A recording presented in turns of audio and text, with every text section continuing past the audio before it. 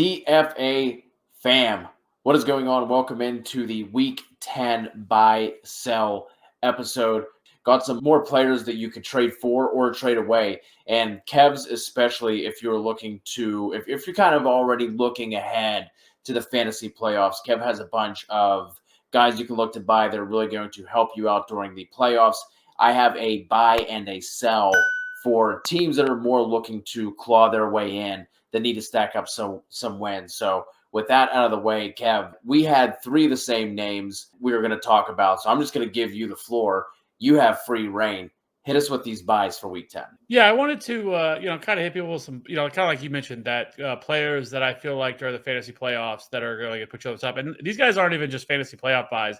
I think a lot of these guys also have just great rest of season schedules as well. So I got three running backs and I got three wide receivers. We're going to start with the running back. First things first, and it's going to be Saquon Barkley. Saquon has the fifth easiest rest of season schedule for running backs. Before he got hurt, he handled 66% of the opportunities. He had 11.4% target share in the offense, but he was ultra efficient, just like we expected him to be. That's what he's always been in his career. He had a 1.35 yards per route run, which is 27th, 28 evaded tackles, which is still 27th among all running backs. And why that's crazy is he's missed 5 straight weeks. 41.2% juke rate, and a 4.15 yards created per touch, which is ridiculous.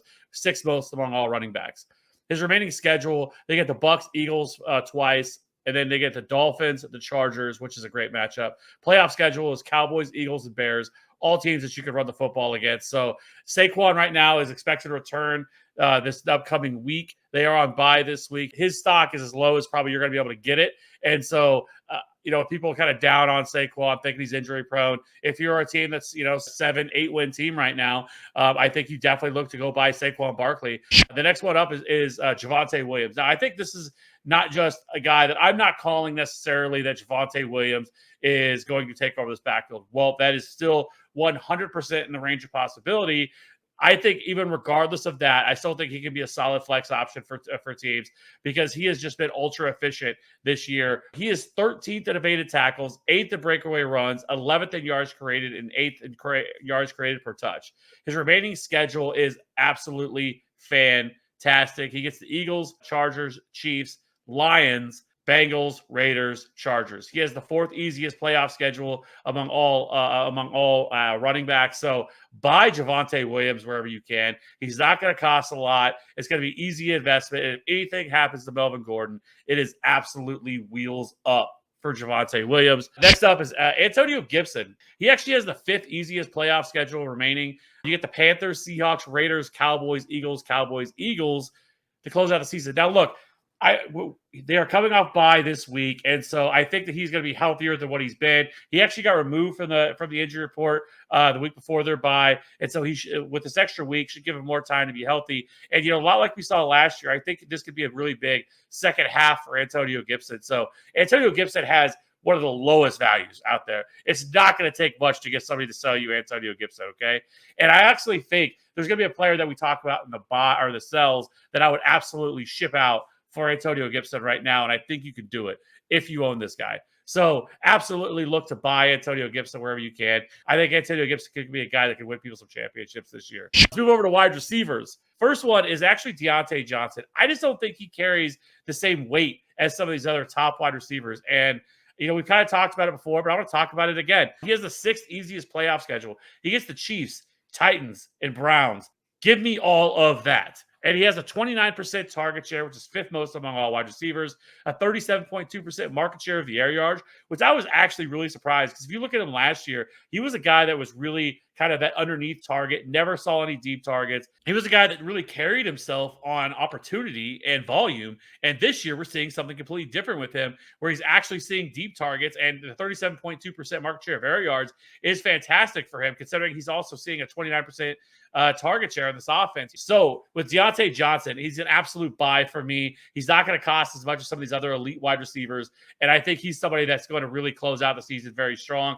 Chase Claypool's banged up right now. Juju Smith-Schuster is out. So really it's him, Najee, and Patty Fry, who are kind of the options here in this offense. So it's Diontae being the alpha. So buy Diontae Johnson while you can, because he's coming off, kind of a poor performance in week 9. So I love buying Diontae Johnson everywhere. The next guy up is DeVonta Smith. And he has the third easiest rest of season schedule for wide receivers. So he has an 86% snap share, 23.6% target share in this offense, 41.3 market share of air yards, which is a fantastic, 6th most among all wide receivers. But he only has 11.5 fantasy points per game.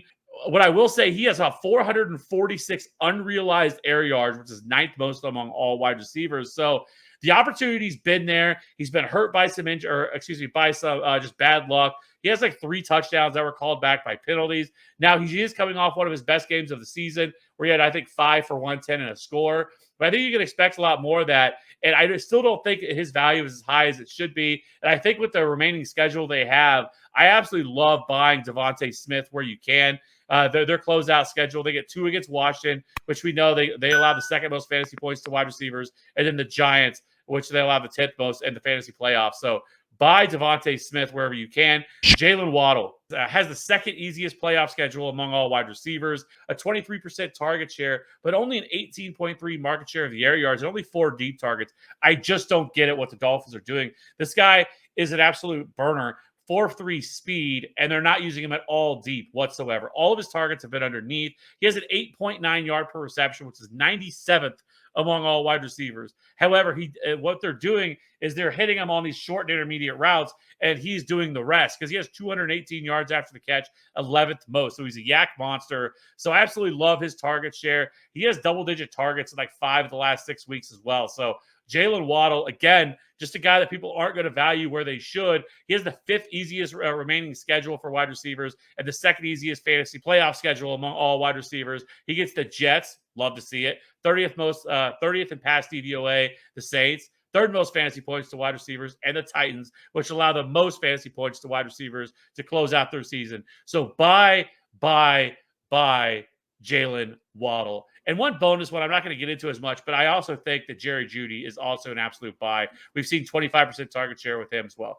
So those are my guys. Those are my buys. Cody, who's your guy? Yeah, man, take a breather, wipe off your brow, take a little rest. The one wide receiver I do want to talk about, again, this one is in mind for, Kev gave a lot of guys who aren't going to cost as much outside of, a Saquon. But this one is more in mind for people who kind of need wins over the next couple of weeks. Now, it doesn't start off on the right foot because this wide receiver is actually on a bye week this week. But Brandin Cooks, after their bye, he gets some juicy matchups over the next 3 games, again, after their bye this week. Guy who shouldn't, cost a lot unless you're trying to get him from our guy Walito, then forget about it. But he has matchups with Tennessee, the Jets, and Indy after the bye week. Not afraid of those matchups whatsoever. You're looking at a dude who is 5th in overall targets, 4th in target share, and 3rd in air yard share as well. So I really like Brandin Cooks as a guy you can buy on the cheap who does have that boom potential. And I think the fact that whenever Tyrod came back last week, didn't look good. I think he was wide receiver 29 and half PPR scoring. So obviously Cooks didn't have a good week. Tyrod Taylor didn't have a good week. Now they go on bye. I think you can go out and get him on the cheap. So that is a name that I like for a buy, again, for the teams that are looking to kind of claw their way, stack some wins over the next couple of weeks. Moving on to our sells. I'm going to jump in this one first. This one, might come as maybe a little bit of a shock. So bear with me. Again, this one is for teams that need to claw their way in to the playoffs. Ja'Marr Chase. I think you can look to sell Ja'Marr Chase again. If this is one of he's going to be the best player on a lot of teams, right? But got drafted a little bit later. I think he's he's a top 3 wide receiver in both half PPR and full PPR scoring. But in 3 of his last 4 weeks, he has 10 points or fewer in those games. I think T. Higgins, it was kind of something I was worried about with T. Higgins coming back because we've seen them throw a little bit more often recently, but in the first half of the year, that wasn't really what they wanted to do, right? They were slower paced, a lot more balanced than what we were expecting. T. Higgins coming back, I was afraid that was going to kind of put a cap on this entire offense, and it kind of has. T. Higgins has been getting a large amount of the workload as well, has basically rendered my guy, Tyler Boyd, useless. You can go and drop him if you need to. The reason why I like selling Chase for people who are trying to make their way, stack some wins to get back into the playoff race. One, they have their bye week this week. Not doing you any good, obviously. But when they come back, they have a matchup against the Raiders, who have quietly given up the third fewest fantasy points per game to wide receivers. They get Pittsburgh the following week, which is a whatever matchup, middle of the road, not a great matchup, not a bad matchup. And then they have the Chargers, who are actually allowing the second fewest fantasy points per game to wideouts. So if you're selling him, don't sell him short. Don't sell him low. Get the full value. You're going to need a haul, but I think this is someone who you should be dangling out in your leagues, again, if you're looking to make that playoff push. If you're sitting pretty, if you feel good about your spot, you're going to hold on to a stud like that. But if you need those wins over the next couple of weeks, put Chase out on your trade block, see what you can get back in return. Yeah, I don't hate that either. I mean, it's always risky to just trade somebody like him, but at the same time, I think you could get quite a bit back for him, so that makes sense. Right. So for me, my guy is going to be a running back who over the last 4 weeks has been the RB5, and that is Damien Harris. I mean, moving forward, if you look at him, he actually has the 31st hardest schedule for the fantasy playoffs for Damien Harris. And if you kind of look at his numbers, like it kind of makes sense because it's wild, right? He's actually 6th among all running backs in total touchdowns with 7, but he's still only 25th on the season and fantasy points per game with 12.2 because he just doesn't get any volume as a pass catcher, right? He's going to be game script dependent, right? He's been a little bit boom or bust. I mean, he has multiple weeks here where he scored sub 10 fantasy points on the week. And so on games where they're going to have to throw the ball and they're going to be trailing, Damien Harris is going to struggle to see the field, and he's not going to get opportunities as a pass catcher. And so with the tough schedule they have, I mean, his value right now is probably about as high as it's going to be, though I will say it is a little bit tougher now that he has a concussion. But as long as he's back this week, listen, I mean, Damien Harris is an absolute sell for me. I think you could trade Damien Harris right now for Antonio Gibson, and I think the Antonio Gibson owner will definitely do it. And I think that's a steal. So, I think this is one way you could do it. I think a couple other guys, just, really quickly, that I think we could look to sell if we wanted to. I don't know, maybe the value you have to throw in a couple extra pieces. But I think Josh Jacobs would be a guy that you could probably consider selling because of, where he stands. And, I mean, they have actually the 30th hardest, they're 30th among all running back for their fantasy playoff schedule. So he's a guy who doesn't catch a lot of passes either, and with a tougher schedule. So I think that's where you can go. Last but not least, there is one guy kind of in the same range of what you're talking about, but it's a running back. And I think if you wanted to, I think you could sell Alvin Kamara. What we've seen with Mark Ingram is the fact that his snap share has dropped. I mean, it went from, roughly around 80%, 70, 80%. Now it dropped week 8 against Tampa to 67.6.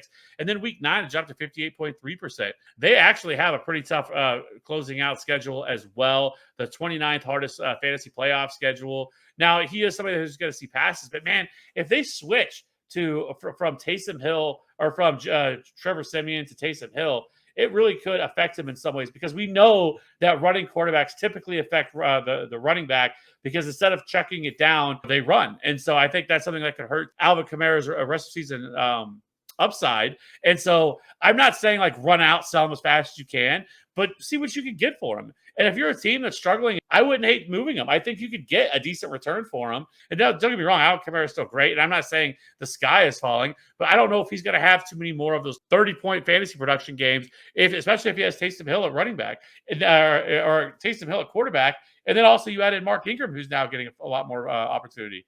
So I think you could look to sell Alvin Kamara too. So those would be the guys that I would look to for sure. I think you had it right the first time when you said Taysom Hill at running back. That is going to wrap up the Week 10 Buy Sell show. Again, if you appreciated the content, if you liked it, please hit us with a sub on YouTube. Give us a rate and review on the podcast. Any trade questions you guys have, leave them in the YouTube comments or join us in our free fantasy football community Discord. That link will be in the descriptions on whatever you're listening or watching to. We appreciate you guys, and we'll talk to you all soon.